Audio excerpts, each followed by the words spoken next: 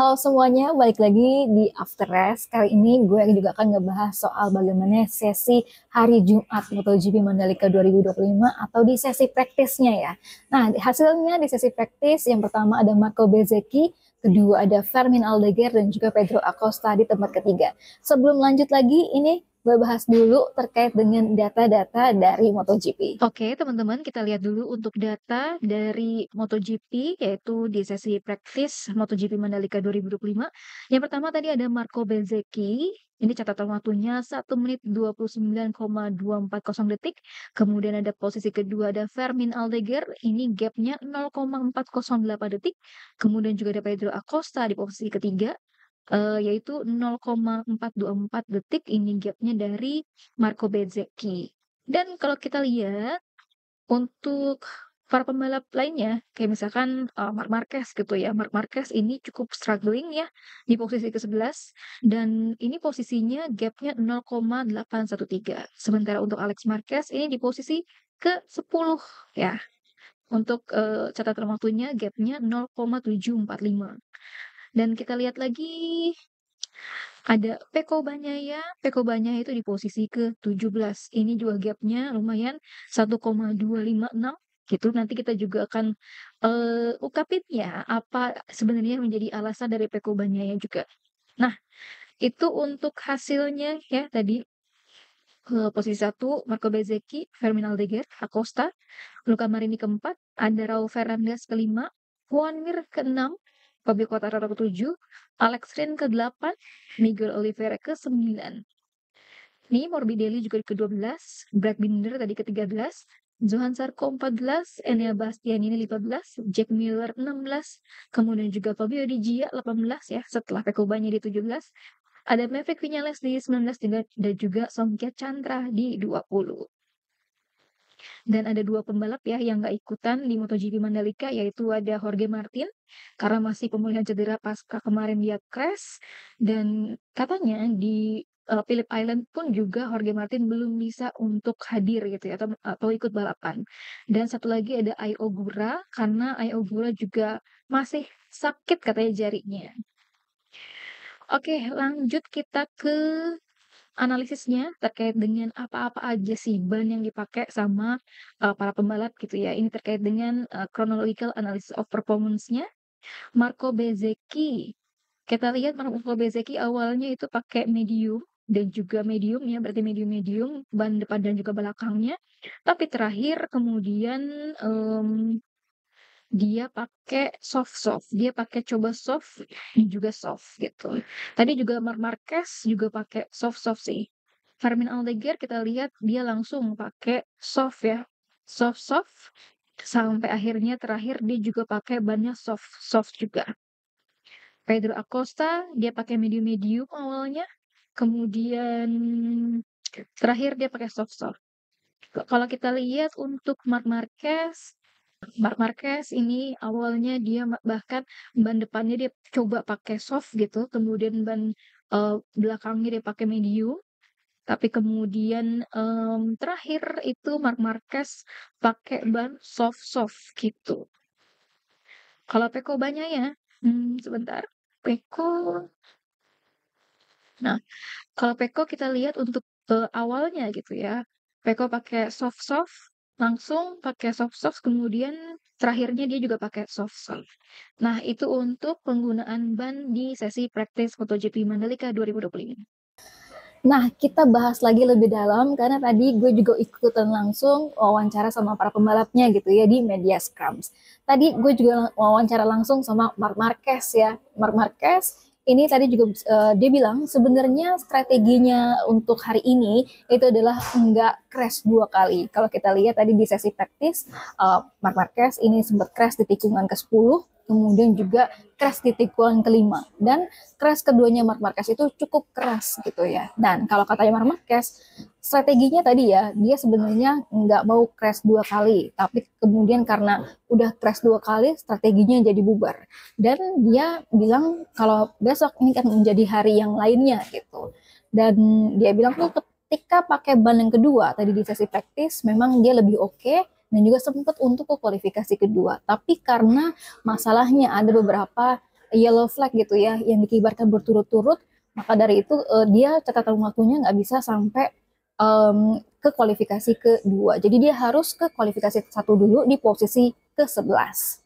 Nah, tadi Marc Marquez juga selain karena yellow flag-nya berturut-turut ketika sudah 4 kali putaran gitu ya, 4 lap, ini bannya jadi drop. Dan targetnya untuk Marc Marquez sebenarnya tidak melakukan crash lagi, supaya nggak ada crash lagi. Karena di sini feelingnya memang menurut Marc Marquez di sirkuit Mandalika dia nggak terlalu bagus ya hari ini, dan juga dia merasa oke, lihat lagi dan juga coba lagi pada hari Sabtu besok. Sebenarnya menurut Marc Marquez di FP1 ataupun di hari Jumatnya gitu ya, Jumat pagi ini Marc Marquez merasa super confidence atau super good kata dia gitu. Tapi kemudian di siangnya di sesi praktis ini Marc Marquez malah jadi kesulitan dengan ban belakangnya gitu, dan Marc Marquez bilangnya dia nggak punya kepercayaan diri lagi untuk nge-push to the limit gitu karena dia udah crash 2 kali. Dan tadi juga ada yang bertanya, apakah sebenarnya stability control gitu yang ada di motornya dia itu ngebantu nggak sih dengan kondisi seperti ini gitu. Marc Marquez bilangnya ya kondisi sirkuit kayak gini yang sangat low grip itu nggak akan terbantu dengan adanya stability control gitu. Jadinya Marc Marquez tadi juga bilang di FP1 Marc Marquez pakai ban medium, tapi kemudian di sesi praktisnya seperti tadi ya kita lihat datanya, itu juga Marc Marquez akhirnya pakai ban soft-soft. Yang jelas Marc Marquez hari ini bilangnya dia kehilangan akselerasi dan juga kehilangan kontrol yaitu di break points untuk di sirkuit Mandalika ini.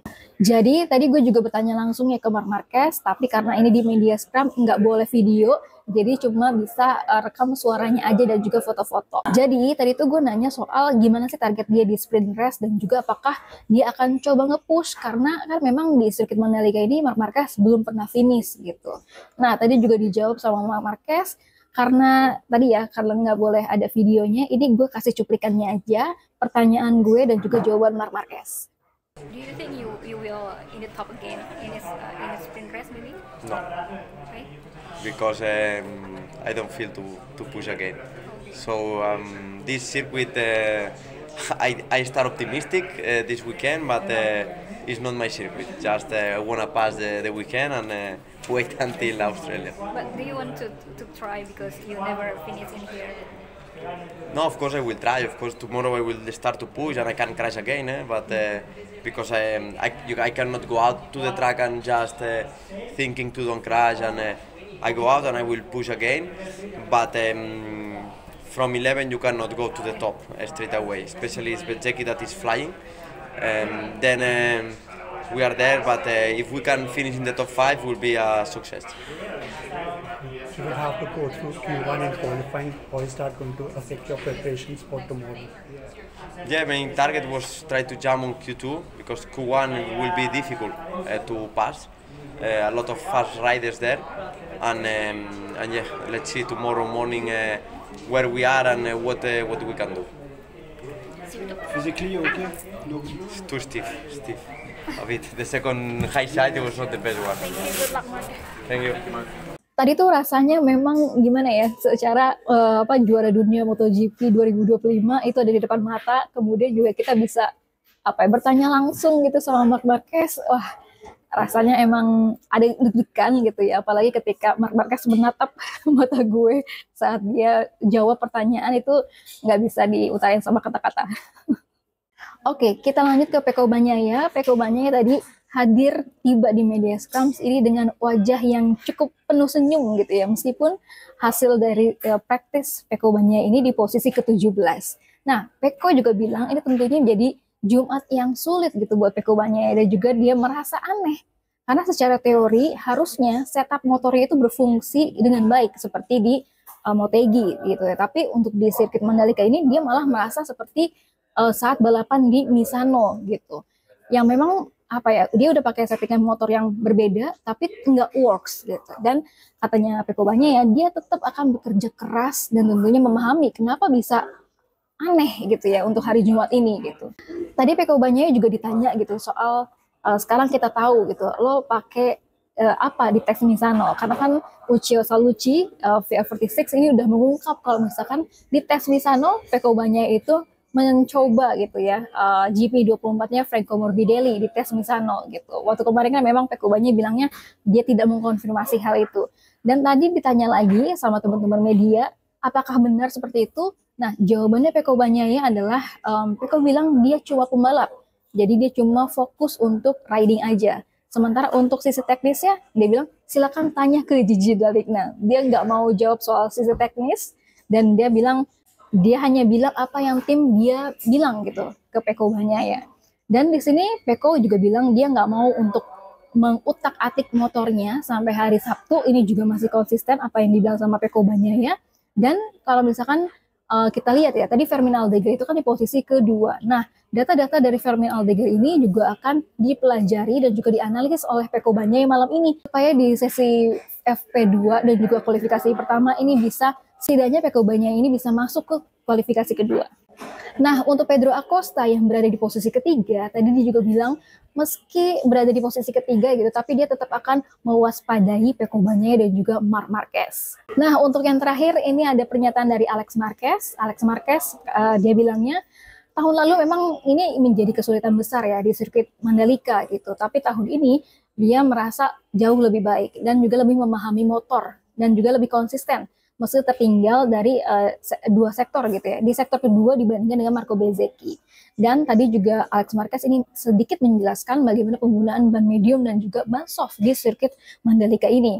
Kalau dia bilang di medium ini memang terasa kurang grip di depan, sedangkan kalau misalkan dia pakai ban soft itu saat time attack itu sangat sensitif sehingga mudah melakukan kesalahan. Nah, untuk target dari Alex Marquez di sesi kualifikasi tentunya adalah di dua baris terdepan karena ini sangat penting seperti track yang ada di Mandalika gitu ya. Karena Alex Marquez pun juga yakin kalau dia juga punya kans gitu atau peluang untuk bisa podium. Nah, jadi para pembalap yang masuk ke kualifikasi kedua langsung yaitu ada Marco Bezzecchi, ada Aldeguer, ada Pedro Acosta, ada Luca Marini, ada Raul Fernandez, ada Joan Mir, ada Fabio Quartararo, Rins, Oliveira, dan juga Alex Marquez. Sementara untuk Marc Marquez, Pecco Bagnaia ini harus menjalani kualifikasi pertama terlebih dahulu. Oke, segitu dulu teman-teman untuk review kali ini. Jangan lupa untuk saksikan terus podcast After Race. Bye-bye.